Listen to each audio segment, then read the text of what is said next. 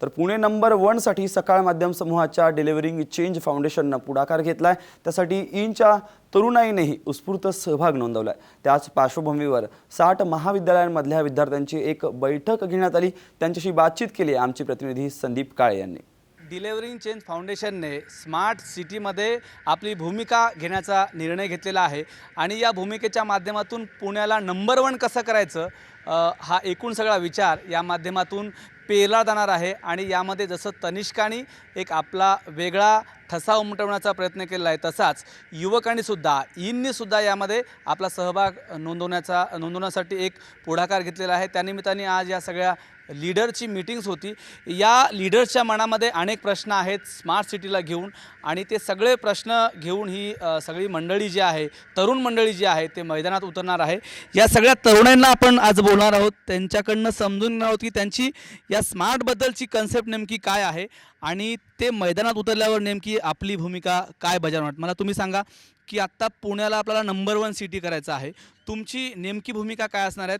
तुम्ही प्रत्यक्षात ग्राउंडवर उतरल्यावर काय काम करणार आहात, काय सांगाल? सर्वप्रथम तर मी सर्वांना सांगू इच्छितो की जर आपल्याला स्मार्ट सिटी करायची असेल तर भारताचा नागरिक असल्यामुळे सर्वप्रथम नागरिकत्वाचा विचार करून आपल्याला स्वतःपासून सुरुवात करायची आहे। तुमची काय भूमिका असणार आहे, तुम्ही काय करणार आहात? मी माझ्यापरीने प्रयत्न करीन की मी माझ्यापर्यंत काय करू शकते, मी माझ्या ग्राउंड लेवलवर मी काय करू शकते, माझ्या एरियात मी काय करू शकते, मी किती झाडं जगवू शकते, मी कुठे घाण काढू शकते किंवा कचरा कुठे टाकायचा कुठे नाही टाकायचा किंवा घाण करता येणार नाही, ह्याचा पूर्ण प्रयत्न मी माझ्यापरीने करेल। पण फर्स्ट ऑफ ऑल जवळच्या डिस्टन्सवरती जाताना स्वतः सायकलचा उपयोग करू शकतो, ज्याने पोल्युशन कमी होणार आहे आणि युजली सिटी स्मार्ट होऊ शकते।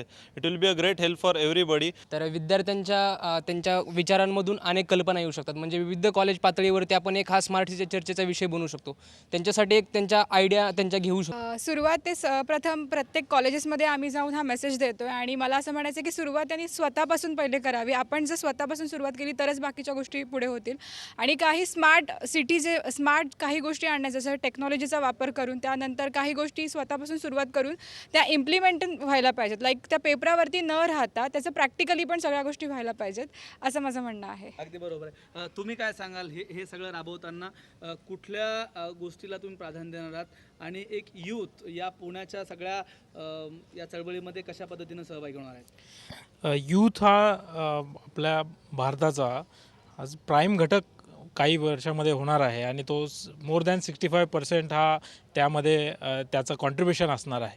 तर मला ईनच्या माध्यमातून आम्ही इथल्या ज्या काही बेसिकली प्रॉब्लेम्स आहेत त्यावरती कसं स्मार्टनेस करून आपण ते कंप्लीट होऊ शकतं ते वर्क, यावरती आम्ही जास्त भर देणार आहोत। त्यामध्ये आपले जे काही ईनचे सभासद आहेत, ईनचे लीडर्स आहेत, ते त्यामध्ये सहभागी होऊन वेगवेगळ्या कॉलेजमधून त्यांच्या कमिटी बनवून ते त्या एरियासाठी पहिले काम सुरू करतील आणि मग पूर्ण पुणे हा नंबर 1 कसा होईल यासाठी ते योगदान देतील। आपण बघतो की तरुणाई आता ही पूर्ण एकत्रित आलेली आहे आणि या तरुणाईला वाटतं की आपण नव्याने काहीतरी केलं पाहिजे आणि ईनच्या बॅनरखाली अत्यंत समाजशील वृत्ती घेऊन काम करणारी ही तरुण नक्कीच या पुण्याला नंबर 1 करण्यासाठी पुढाकार घेतील। संदीप काळे, साम TV, पुणे।